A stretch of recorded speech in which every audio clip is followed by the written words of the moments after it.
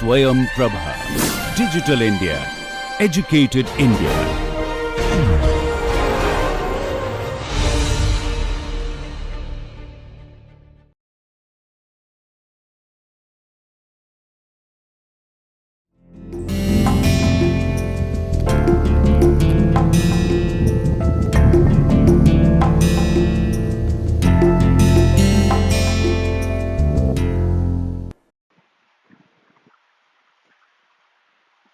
Namaste.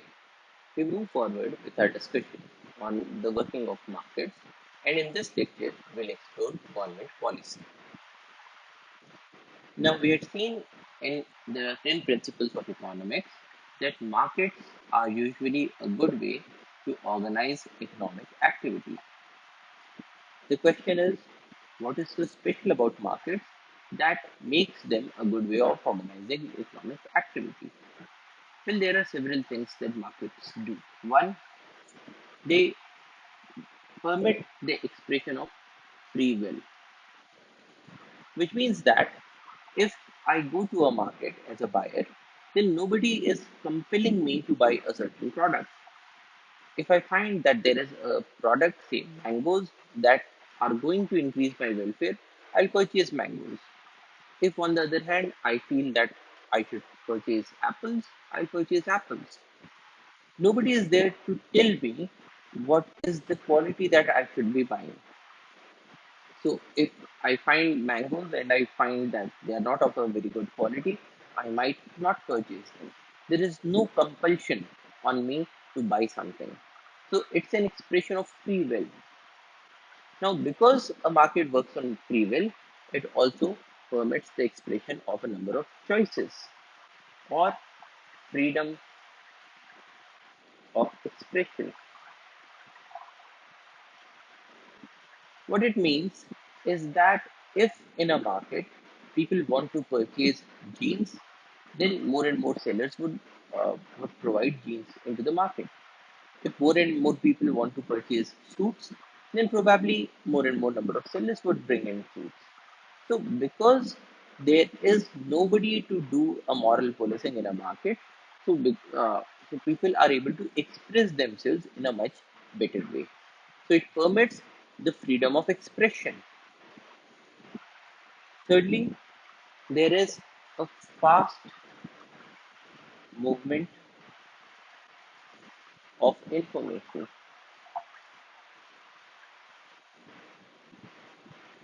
What it means is that suppose in place of a market we were having a command economy. Now in that case, there would have been a central planner to decide what goods should be manufactured, in what quantities, in what qualities, where they should be manufactured, and for whom they should be manufactured. So there are all these questions of economics that would have to be decided by, say, a central planner. Now, in the case of a market, the prices provide this information. So if the demand for something goes up, it will tell the market that this is a product that more and more people want. And we have observed before that in the working of a market, if the demand increases without changes in the supply, then the price increases. Now, this increase in the price will automatically provide information to the sellers that if they want to maximize their profits, in that case, they should be bringing more and more of these goods, more and more of these products into the market. And when that happens, when the supply side increases, the prices go down to the normal levels. So these prices act as a very quick movement of information. Nobody needs to decide what or how much of any particular product should be manufactured, but the prices will give this information. So prices, because they work in the market, they permit a very fast movement of information. They also permit automatic decision making, because in this case people are making these decisions automatically. The central government does not have to tell the sellers that okay, the demand for such and such product is increasing, so why don't you make more and more of these products. These decisions are being made automatically. And because of all of these, what happens is that we have an increased welfare in the market, or we can also say that there is an increased efficiency because of all of these. So, the market is a very good mechanism to increase the welfare of people because they are doing things that they want to do, and we can make this assumption that people best know what is best for them. So the markets allow the expression of this information, and because it does everything in a very efficient manner, so it is the way of maximizing the welfare. So this is why we say that markets are usually a good way to organize economic activity. But at the same time, the governments can sometimes improve the market outcomes. Now, why would we require governments to improve the market outcomes? If everything is being done by the market in the most efficient manner, why should we need the government at all? Now, the government is required because market has a few prerequisites for it to function properly. So what are they? We have seen before that a market can only function if you have property rights.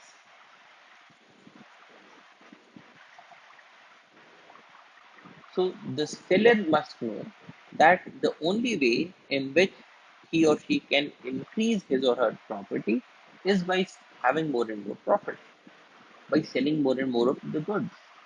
Now, if it was possible for people to just snatch these goods from somewhere else, to snatch the money from somewhere else, then in that case, probably the market would fail to function. Because whether or not you have the market, you can always go and snatch the products. So, the working of property rights is extremely crucial for the market to function. Another thing that we need is institutions.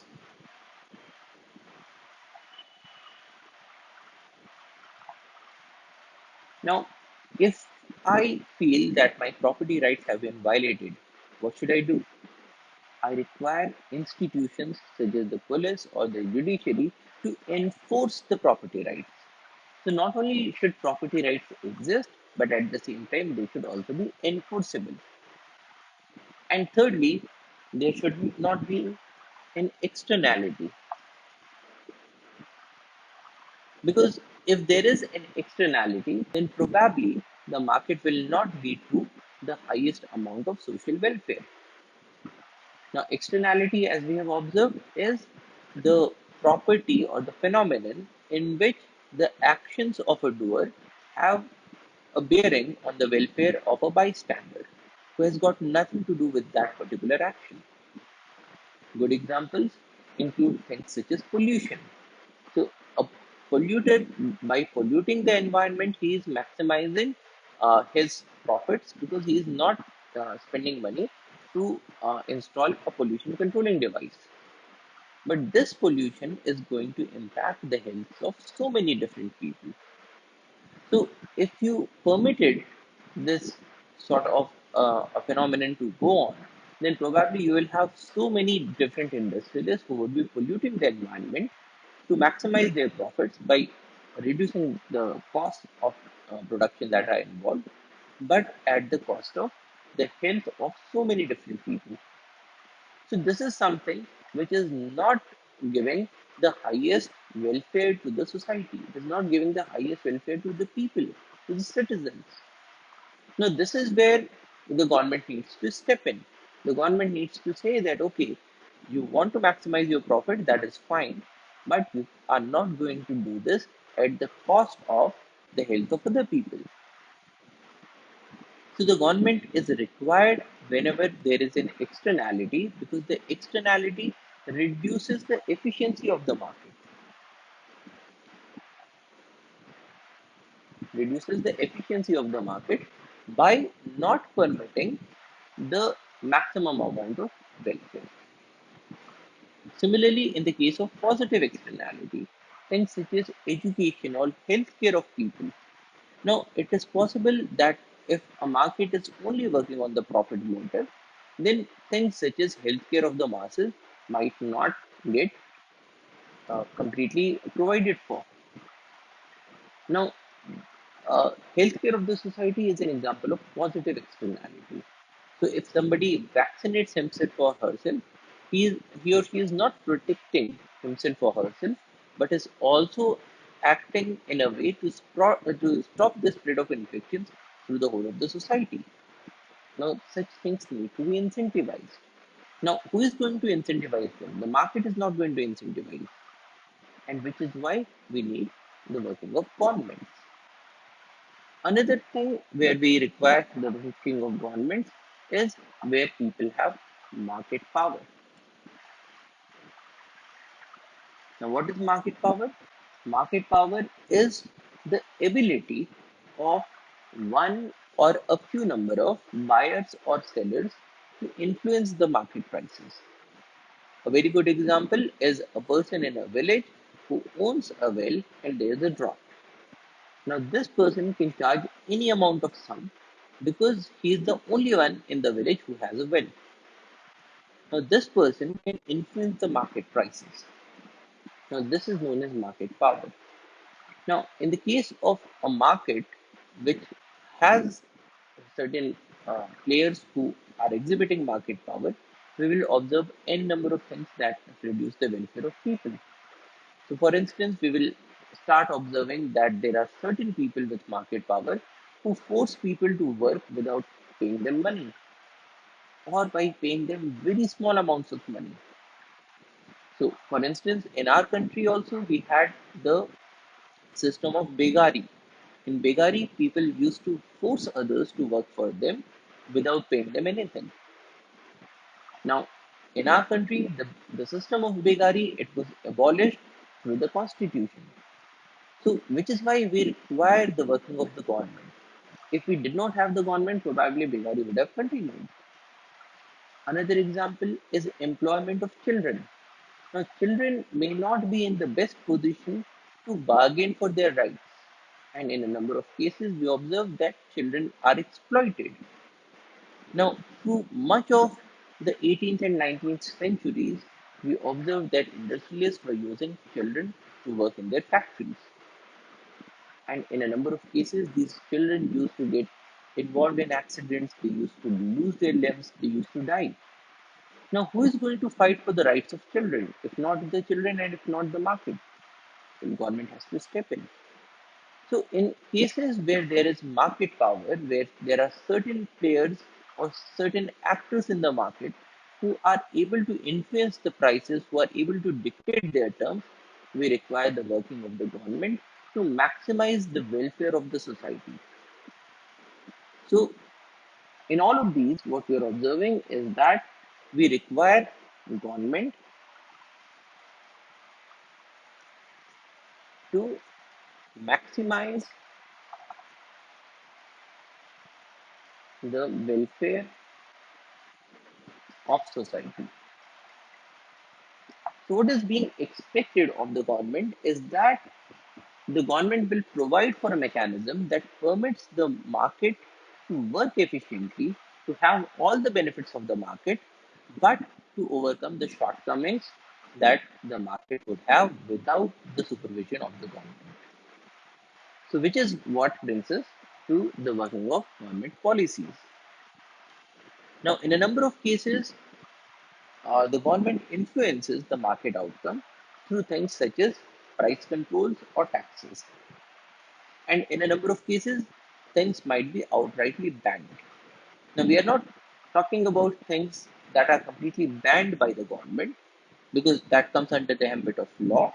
But here we are talking about ways to nudge the market outcomes. That is, if the government wants that people should have more of minimum wages, that is, people should be paid a, a bare minimum for the services that they are rendering, then what are the mechanisms that the government has? If the government wants to say minimize the use of a certain good or service that is harming the society, what are the mechanisms that government has? Well, one mechanism is outright banning that particular thing. But if the government wants to reduce the influence, then what are the mechanisms with the government? Now, in this case, two ways of impacting market outcome are price controls and taxes.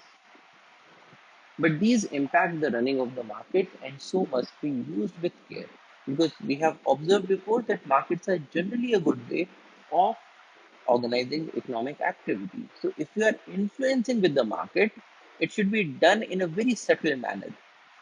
The government should not influence the market to such an extent that the market forces themselves stop operating. So we'll observe what are the kinds of influences that these price controls and taxes can have on the market outcomes. So let us explore the impact of these interventions, beginning with price control. Now, price control can have two formats. One is a price ceiling, and the other is the price floor. Now, if you consider a room, then you will have the ceiling above and you have the floor below. So, price ceiling is the maximum price that can be charged. Price floor is the minimum price that can be charged or must be charged. So, price ceiling is the legal maximum on the price at which a good can be sold. So when we are talking about price ceilings, this is the maximum that somebody can charge, such as the maximum cost a company can charge for, say, electric vehicles. Now, a good way of understanding price ceiling is our example of the village person with a well in a drought-like situation. Now, this person may charge any amount. So suppose he charges 500 rupees for a bucket of water. Now, the government can intervene and the government can say that no, we are not going to permit you to charge 500 rupees for a bucket of water. The maximum that you can charge is, say, 20 rupees. Now, when the government puts up such an intervention, then this is known as a price ceiling.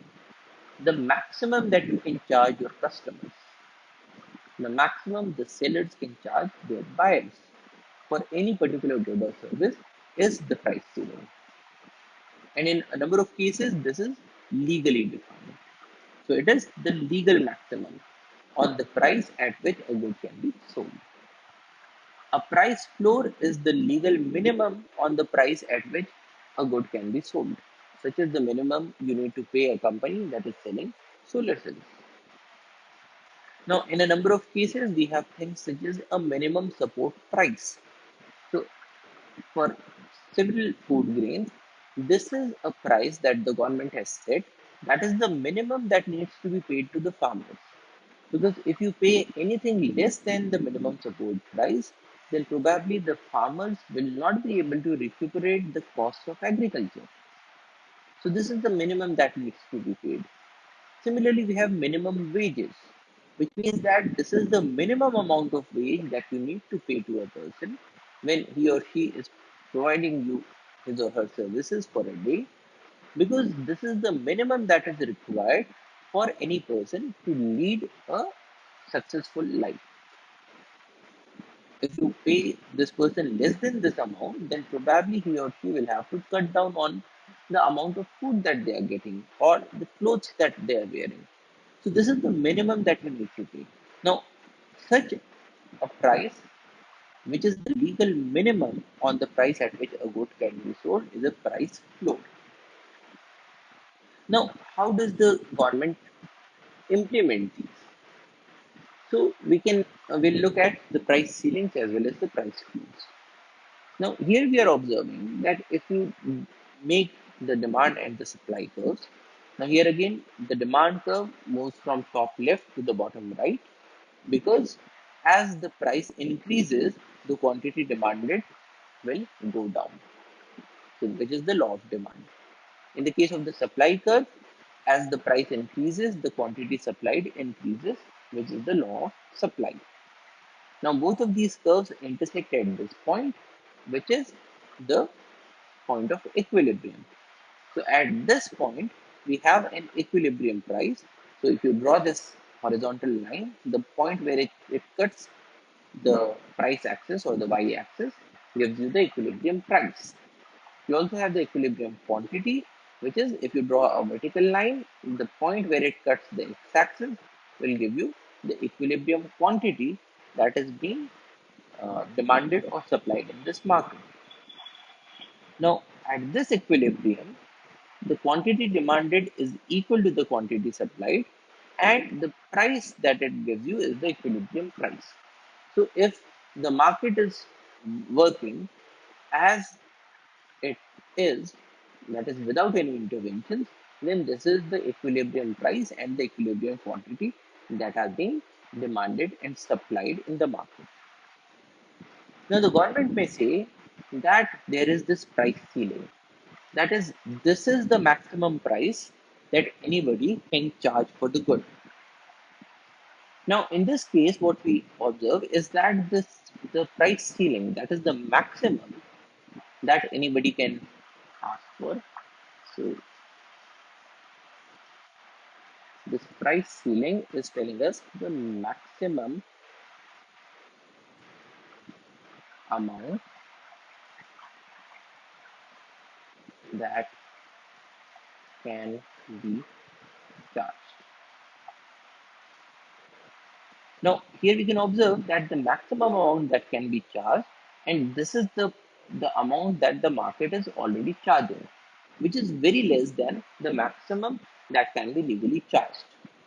Now, in this case, the price ceiling does not have any impact on the market because you are well within the price ceiling. The market has reached an equilibrium at a point where the price is less than the price ceiling, and so we call this a non-binding price ceiling.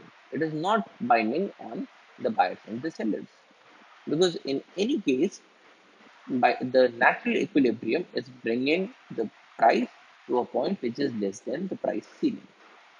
So this graph tells us that there is no impact of a non-binding price ceiling.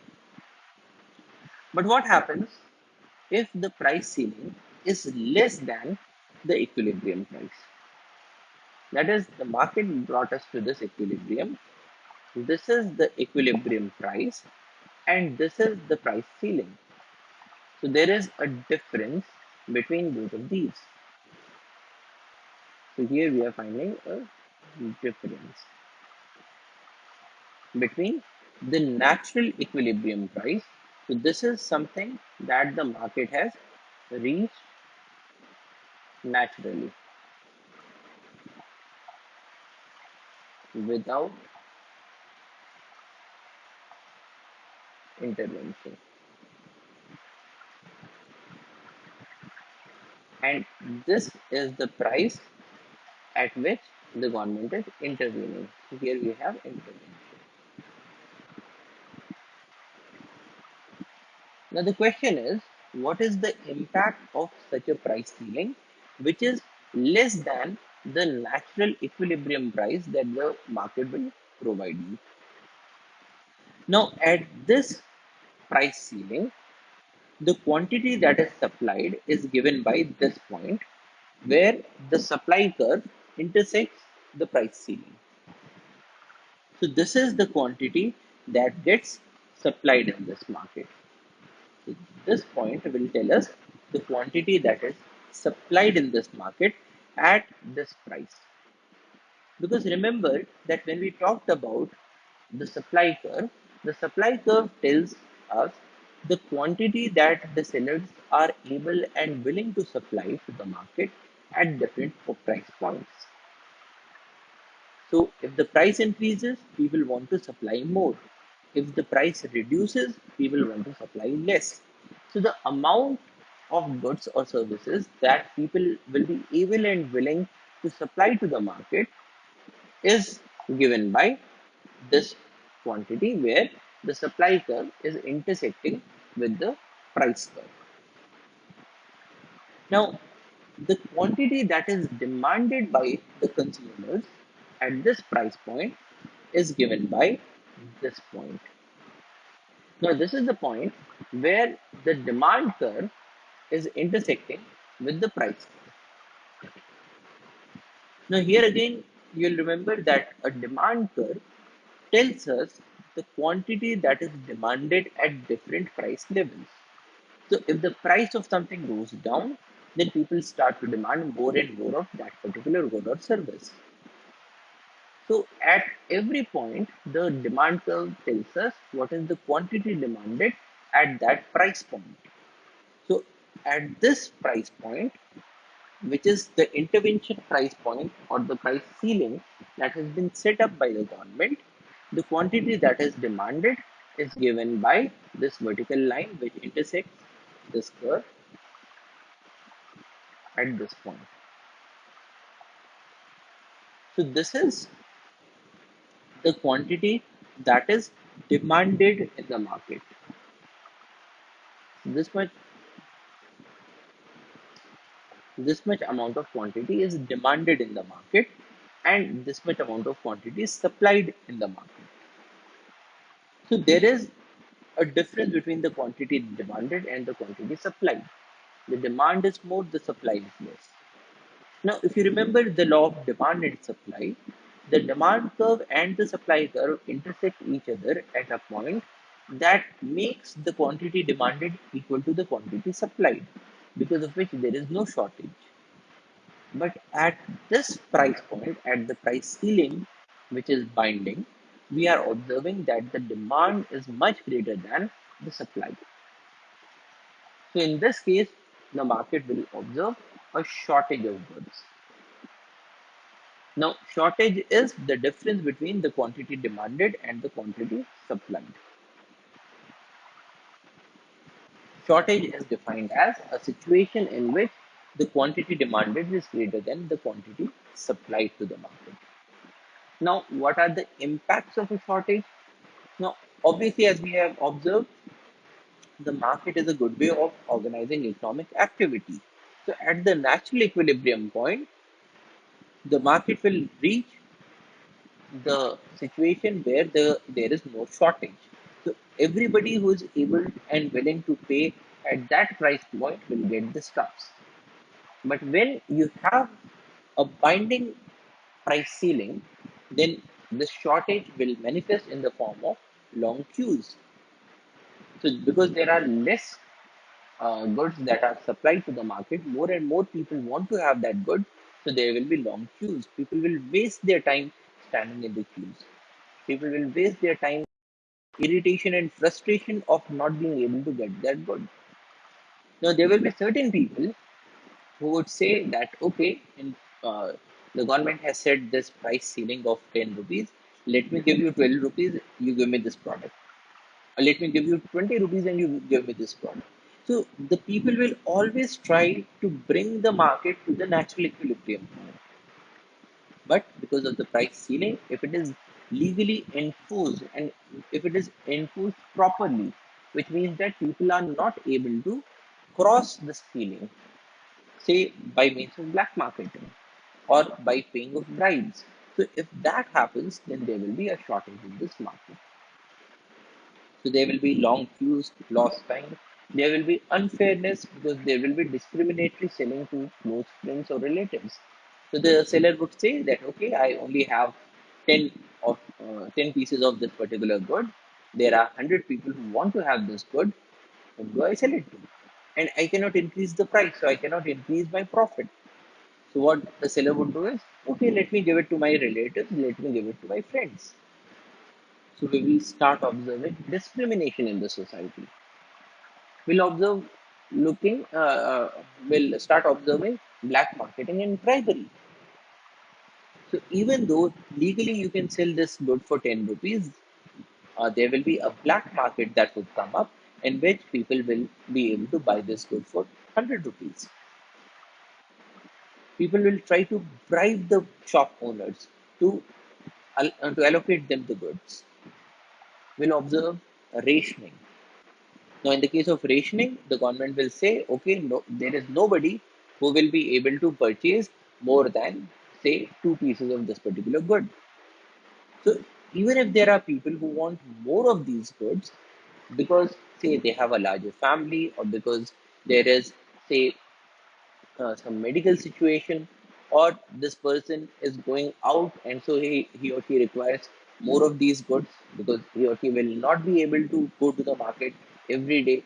So in that case, people generally want to have more of the goods. But because there is a price ceiling, the government might even have to enforce rationing. So the government will say, no, every day you can only have two pieces of this particular good, say two pieces of bread. Now, in that case, you cannot say bring 14 pieces of bread and store it into your fridge. You'll have to go to the market every day. So that is rationing. There will be many potential buyers who do not get access to the good at all because there is a shortage. So not everybody will get the goods. There will be long-term impacts, including the reducing supply, not innovating, not doing maintenance, a reduced quality, and so on. And a very good example is the example of rent ceiling. So what the government did sometimes back was that they said that the landlords are charging exorbitant rents from the tenants. So the government said, okay, nothing doing, you cannot charge more than this particular amount. So suppose in the market, the landowners were charging 20,000 rupees for a particular flat. And the government says, no, you cannot charge more than 5,000 rupees. What will happen? One, the landowners will find it no longer lucrative to put this flat into the market. So they will reduce the supply because they were willing to put this flat up for rent for 20,000 rupees, but for 5,000 rupees, it does not make a sense for them. And for those landowners who actually put the flat on for rent, what they'll do is they'll cut down on something. They'll cut down on maintenance. They will not upkeep the flat. They will not paint it regularly. So the tenant who gets into this flat will find that all the walls have peeling paints, the uh, the windows have broken glasses, the taps do not work, and things like that. Because it is now no longer lucrative for the landlord to maintain this flat. So we'll start observing that people stop doing any maintenance. There's a reduced quality. People stop innovating, and people try to take things more and more away from the market. So the supply reduces even further. And in a number of cases, the government may find it difficult to enforce the norms. So we may start observing difficulties in enforcing norms, which actually defeats the government intervention. So if the government needs to intervene, the government should be prepared to enforce the norms. Otherwise, it does not make any sense. Another impact is the impact of a price floor. Now, price floor is the minimum that can be charged.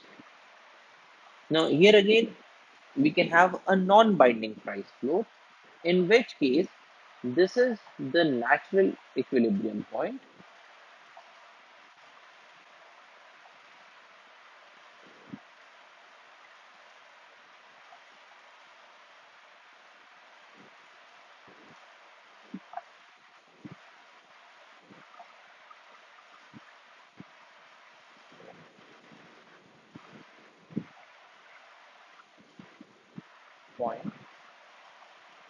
without intervention,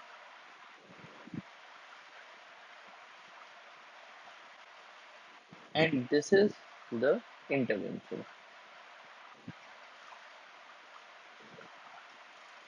So the government in this case, for example, is saying that this is the minimum wages that you need to pay to people. But the natural equilibrium has brought the wages to this point. So wages, like other goods, also have a demand and a supply. The demand is by those people who want to employ others, and the supply is those people who want to give their wages or who want to sell their wages, because not everybody wants to work for wages. So those people who want to sell their wages, they will be supplying to this market, and those people who want to hire others will be the buyers in this market. So we are talking about the market for labor. Now, in this market, as in all the other markets, there is a demand curve, there is a supply curve, and the point where both of these meet is the natural equilibrium point, which gives us the equilibrium price and the equilibrium quantity. Now, in this case, the government is saying that the minimum wages that we should be paying is so and so, which means that in the national market, suppose everybody is being paid 500 rupees for a day worth of um, labor. But the government says the minimum you need to pay is 100 rupees. Now, because the market is already paying 500, so this becomes a case of a non-binding price floor. So this price floor is not binding on the market. So it will not have any impact on the market. On the other hand, we can have a situation where the price floor becomes binding. Now, when the price floor becomes binding, the quantity that is demanded is given by this point, where the demand curve is intersecting with the price floor. So the quantity demanded will be this much. The quantity supplied is given by this point where the supply curve intersects with the price floor, and the quantity that is supplied will be given by this point. Now, in this case, what we are observing is that the quantity that is supplied to the market is more and the quantity that is demanded is less. Now, why is that so? Because as we have seen in the law of supply, as the price increases, the quantity supplied also increases. Now, because the price floor in this case is more than the equilibrium price, so more the price means more the quantity supplied. On the other hand, in the case of the law of demand, if the price increases, the demand falls. So the quantity demanded is now less, which means that suppose the market was paying 500 rupees for a day of labor, and the government says, no, you cannot pay 500 rupees, you have to pay 700 rupees for every day. Now, for 700 rupees, there would be a number of people who were not willing to work for wages for 500 rupees, but for 700 rupees, they would say, okay, let me work in the market because every day I will be getting 700 rupees. Now, the quantity supplied will increase, but the quantity demanded will decrease because there were a number of people who were able and willing to pay 500 rupees. But when it comes to 700 rupees, there will be a number of buyers of labor or the employers who would say that no, 700 rupees is a bit too much because by hiring this person, I am only able to get a revenue of 600 rupees. So if I pay him 500 rupees, I have 100 rupees of profit. But if I hire this person for 700 rupees, I will be at a loss of 100 rupees for each labor that I am hiring. So the demand will go down. So in this case, what we are observing is that the quantity supplied is more, the quantity demanded is less, which means that there will be a surplus in this market. So more and more number of people want to work at this rate, but less and less number of people want to hire people at this high a wage. So this leads to a surplus, and a surplus is defined as a situation in which the quantity supplied is greater than the quantity demanded. Here again, it will have certain impacts, such as selling, which is possible only for a few sellers who can appeal to rational, familial, or other ties, which means that the people who want to work for these wages would not find a work when they go to the market because the price is a bit too high. But then they will probably go to one of their relatives and say that, okay, you are hiring such and such number of people. Why don't you throw them out and why don't you hire me? Because I belong to your own family. So if you are paying 700 rupees, let it remain within the family. So we'll start observing that people are now using their familial ties. People are using their friendly ties. So people would say, okay, your father is employing so and so number of people, and I, your father to hire me. So, in this situation of surplus, selling is possible only for the few sellers who can appeal to these prices. There will be a loss for sellers due to unsold inventory. So, there will be a large number of people who want to sell their labor, but they are not getting any market for it. So, they have got nothing to do, but they can only sit down. So, in that case, we are observing that there is a loss for these people. So a number of these people would have happily worked for 500 rupees.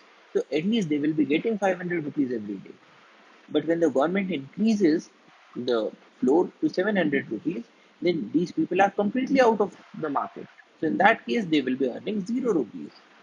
This is also a situation that will come up. And the long term impact will be closing of different industries because people are not getting uh, labor at requisite or natural equilibrium rates, there will be job losses.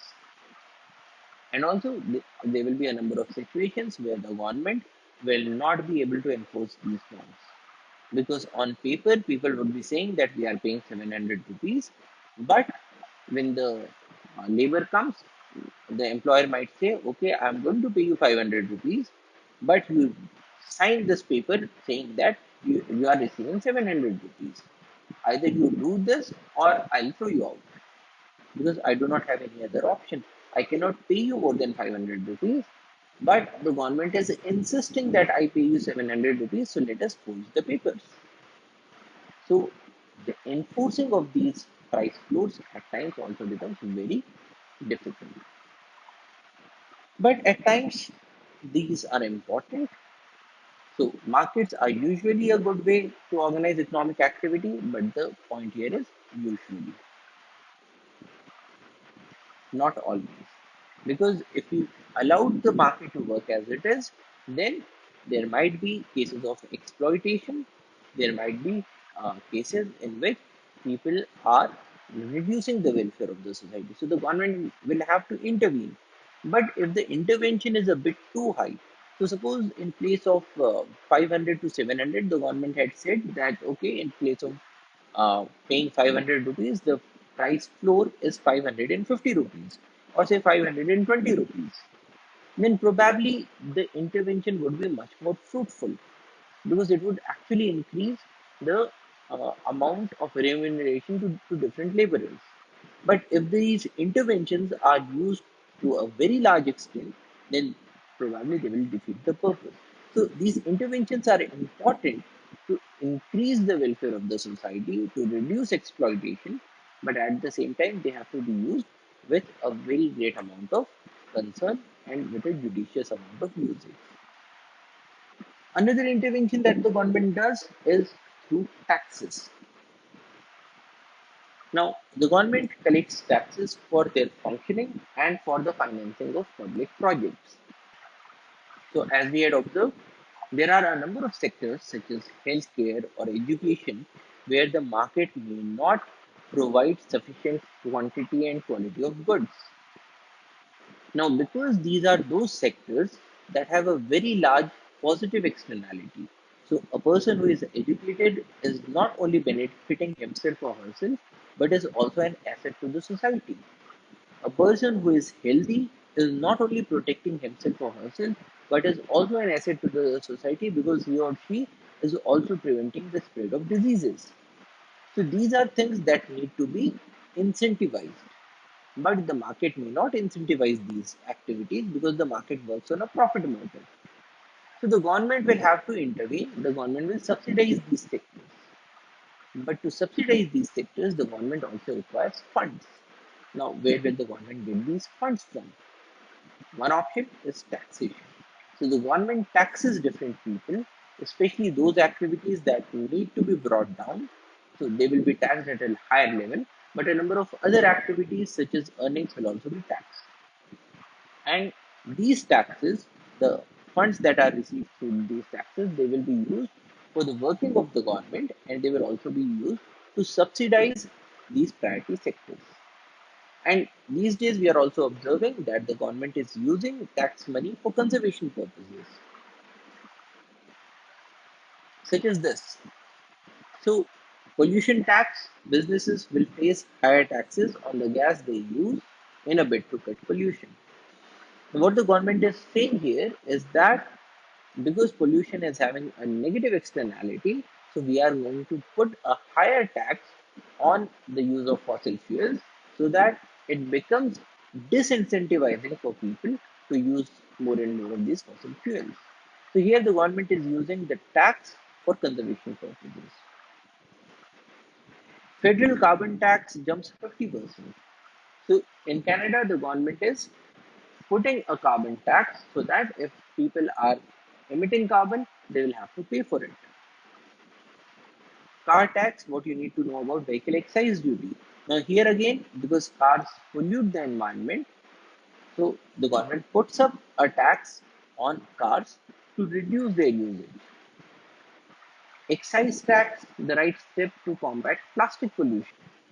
Now, in this case, the government is trying to bring the supplies down. How? So, we have observed that in the case of the supply curve, the supply curve looks like this. So, we have the price and we have the quantity.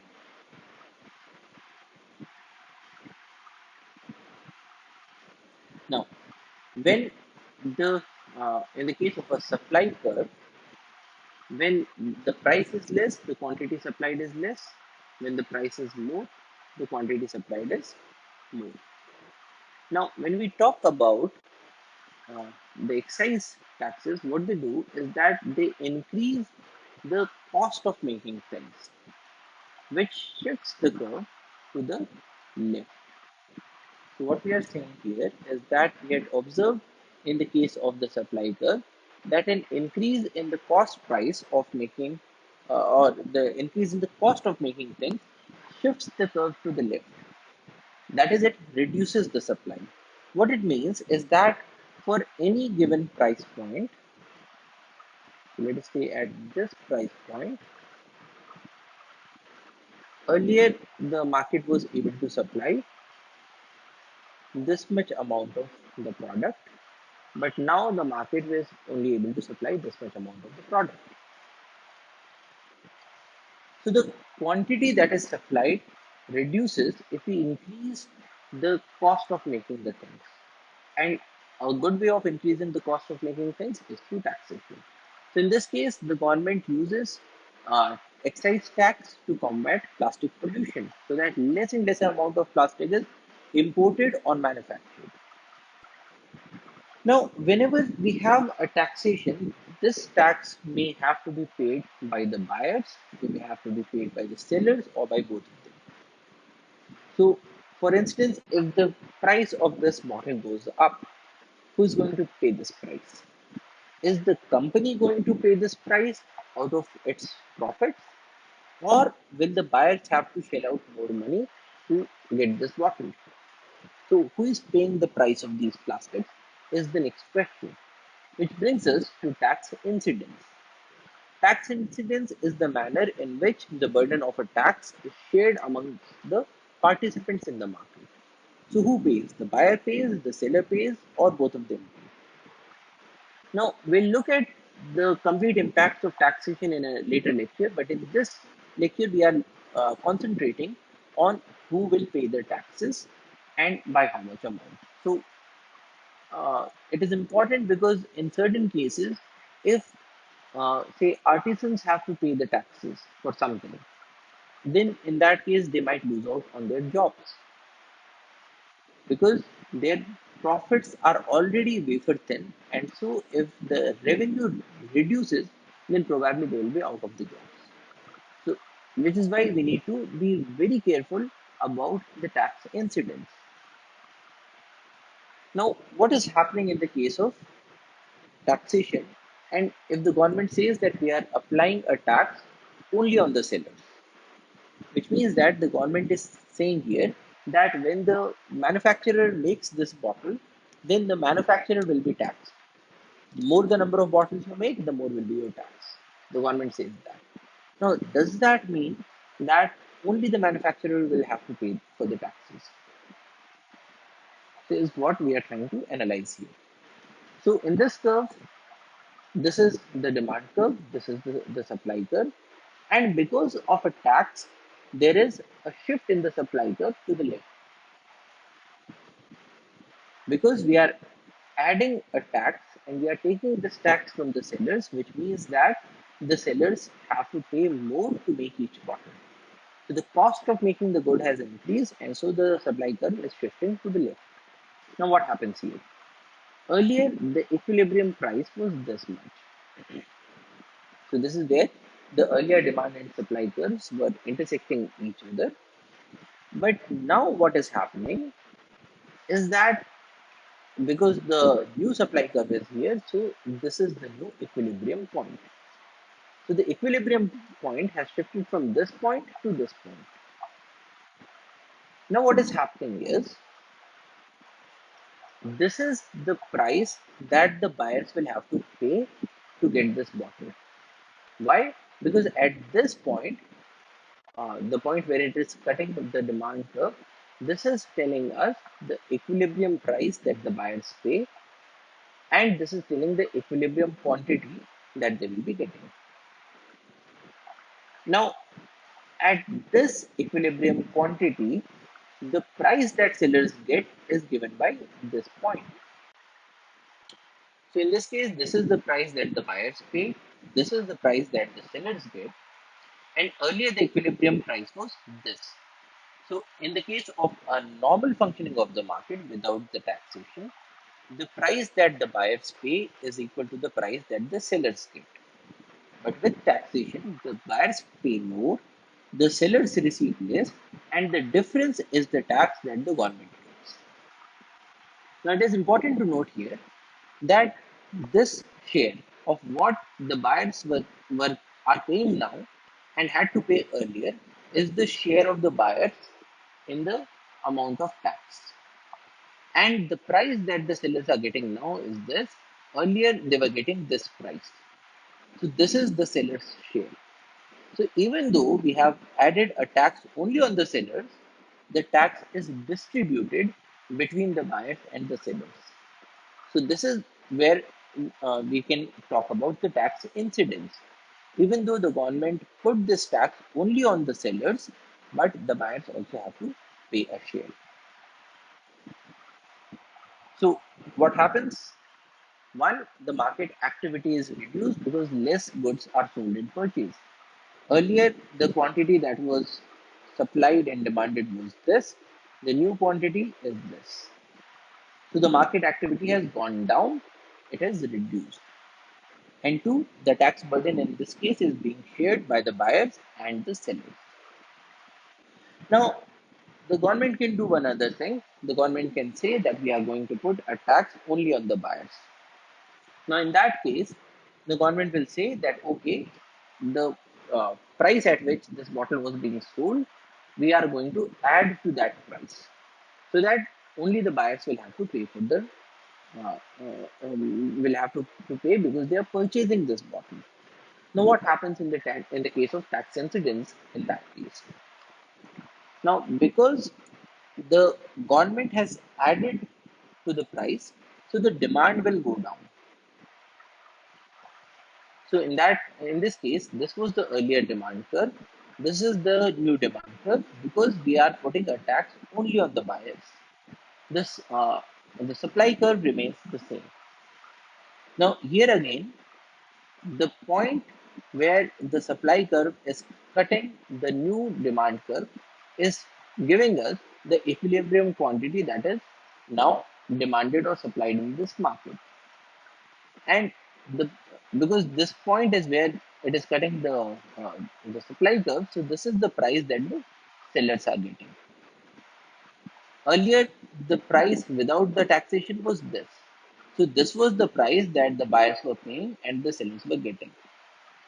Now, the price that buyers will have to pay for this much amount of quantity will be given by this point where the vertical intersects with the earlier demand curve. So this is the price that the buyers will have to pay. Now, in this case as well, we are putting a tax on the buyers only, but we will have a buyer's share because earlier the buyers were paying this amount and now they have to pay a higher amount. So, this is the share of the buyers. Earlier, the sellers were getting this amount, but now they are getting this amount. So, there is a share of the sellers. So, in this case as well, even though we have put a tax on buyers only, the tax gets shared between the buyers and the sellers.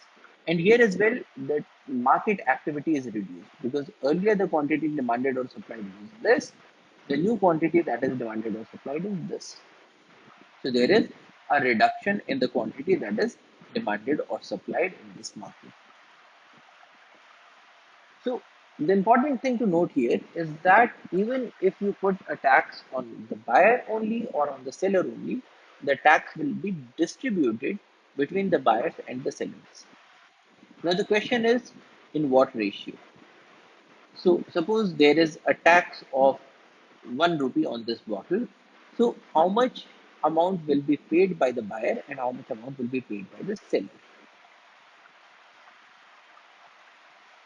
So this again brings us to the topic of elasticity. Now, if the demand is inelastic and the supply is more elastic, we will find that the point where it cuts is way higher than the point without the tax. So, in this case, the buyer's share is more, the seller's share is less. So, in the case of an inelastic demand, the buyers will have to pay more. In the case of an inelastic supply, so here the supply curve is now becoming more vertical. So in this case, the sellers will have to pay a larger share of the tax burden, which is telling us that whichever curve is more inelastic, that party will have to pay more. If the demand is inelastic, the buyers will have to pay more. If the supply is inelastic, the sellers will have to pay more. So when we talk about the incidence of the tax burden, then the tax burden is shared between the buyers and the sellers, but the amount that each party will be paying will be determined by the elasticity of demand or supply. So, what we are getting here is that the largest share is faced by that party which has the inelastic curve. Now, we had seen before that elasticity depends on whether something is a necessity or whether it is a luxury. In the case of luxuries, we have a demand that is more elastic. In the case of necessities, the demand is very inelastic. So, if there is a tax on something that has an inelastic demand, so things like food. So, in the case of things like food, because the demand curve is inelastic, so the buyers will have to pay more. In the case of things that are luxuries, so if the government say imposes a tax on a luxury car, then because luxuries have an elastic demand, so in that case, the burden on the buyer will be very less. So the buyer will have to pay less of the amount, and probably the seller will have to pay more. Why? Because even if there is an increased amount of taxation, in the short run, the seller or the artisans who were involved in say painting of the car or making it through a handmade fashion, they will not be able to shift to some other profession.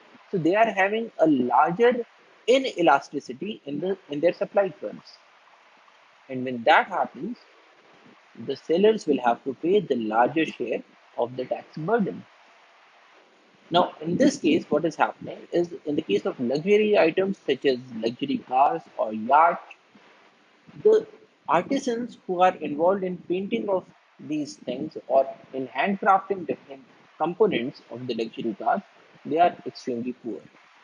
And when the government imposes a tax on these luxury items, this tax burden goes to the seller, which means that it goes to the artisans because they have the inelastic supply, whereas the demand is more elastic.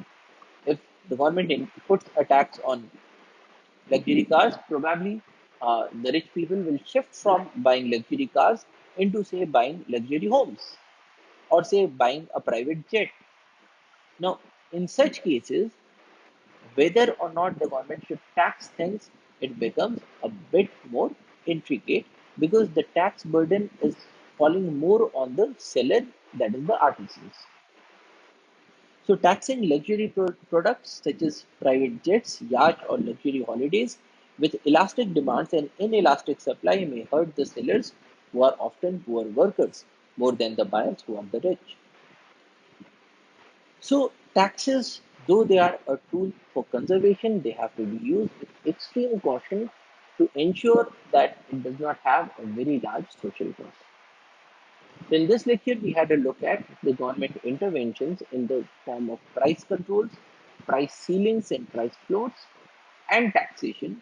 And we examined what is the incidence of tax burden on the buyers and the sellers. And the bottom line here is that if the buyers have an inelastic demand, they will have to pay more. If the sellers have an inelastic supply, they will have to pay a larger share. So the government can intervene with the market outcomes. The government has to intervene in a number of cases to ensure that the market works in a manner that is beneficial for the society. But because we have these negative side effects of any such intervention, so these tools have to be used with extreme caution. So that's all for today. Thank you for your attention. Jai Hind.